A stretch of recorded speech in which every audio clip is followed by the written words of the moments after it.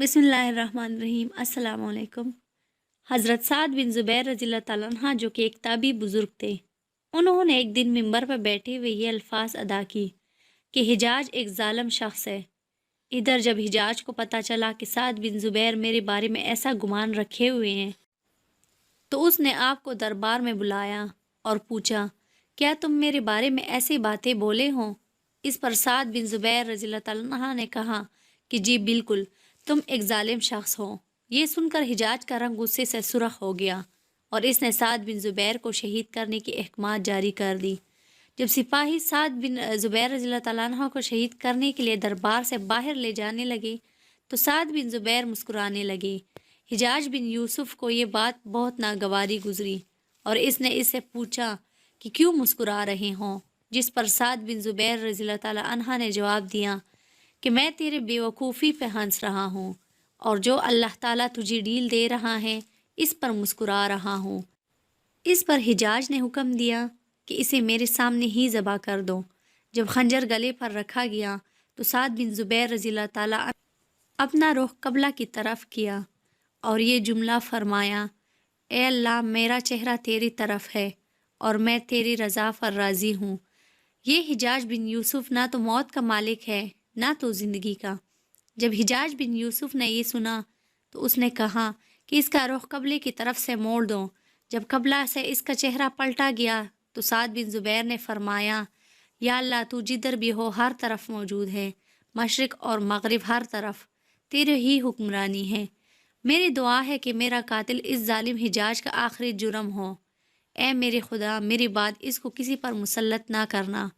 سعد بن زبیر رضی اللہ تعالیٰ کی زبان سے یہ جملہ ادا ہوا تو اس کے ساتھ ہی انہیں شہید کر دیا گیا اور اتنا خون نکلا کہ حجاج کا دربار تر ہو گیا۔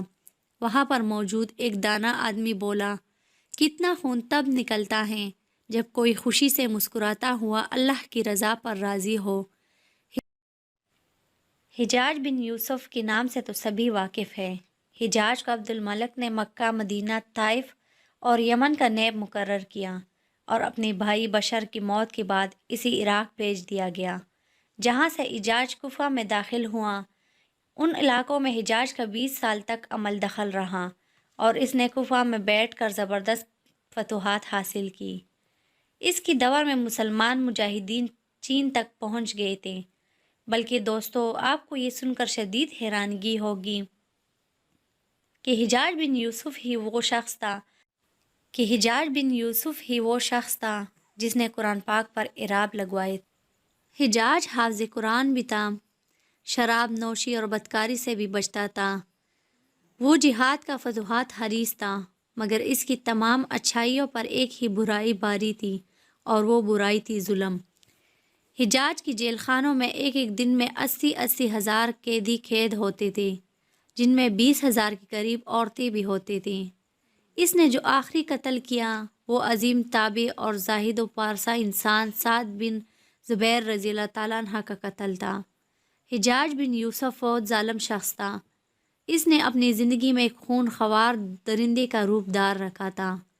ایک طرف موسیٰ بن نصیر اور محمد بن قاسم کفار کی گردنیں اڑا رہے تھے تو دوسری طرف حجاج خود اللہ کے بندوں اور اولیاء و علماء کی خون سے ہولی کھیل رہا تھا۔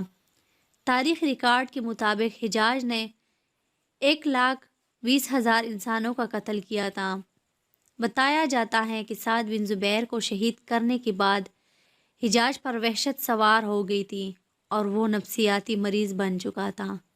حجاج جب بھی سوتا، حضرت سعد بن زبیر رضی اللہ تعالیٰ عنہ اس کے خواب میں آتے اور اس کا دامن پکڑ کر کہتے، اے دشمن خدا، تو نے مجھے کیوں قتل کیا؟ میں نے تیرا کیا بگاڑا تھا؟ اس کے ساتھ ساتھ حجاج کو ایک مہلک بیماری بھی لگ گئی۔ اس بیماری میں سخت سردی کلیجے سے اٹھ کر سارے جسم پر چھا گئی تھی۔ وہ کانپتا تھا اور آگ سے بھری انگیٹیاں اس کے پاس لائے جاتے اور اس قدر اس کی قریب رکھی جاتی تھی کہ اس کی کھال جل جاتی، مگر اس ظالم حجاج کو احساس تک نہ ہوتا۔ حکیموں طبیبوں کو دکھانے کے بعد معلوم ہوا کہ اس کے پیٹ میں سرطان ہے۔ ایک طبیب نے گوشت کا ٹکڑا لیا اور اسے دھاگے کے ساتھ باندھ کر حجاج کے گلے میں اتار دیا۔ थोड़ी देर बाद धागे को खींचा गया तो गोश्त के टुकड़े के साथ बहुत ही अजीब किस्म के कीड़े चिपके हुए थे और इतनी बदबू थी कि दरबारी उठकर भाग गए और हकीम भी भागने लगे। हिजाज हकीम से बोला कि तू किधर जाता है, मेरा इलाज तो पूरा कर। जिस पर हकीम बोला कि तेरी बीमारी ज़मीनी नहीं है बल्कि आसमानी है, तो अल्लाह से पनाह मांग। जब हिजाज मादी तदबीरों से मायूस हो गया तो उसने हज़रत हसन बसरी रहमतुल्लाह को बुलवाया और उनसे दुआ की दरख्वास्त की कि वो हिजाज की हालात देखकर रो पड़े और फरमाने लगे कि मैंने तुझे मना किया था कि अल्लाह के नेक बंदों के साथ छेड़छाड़ ना करना, इन पर जुल्म ना करना, मगर तू बाज ना आया।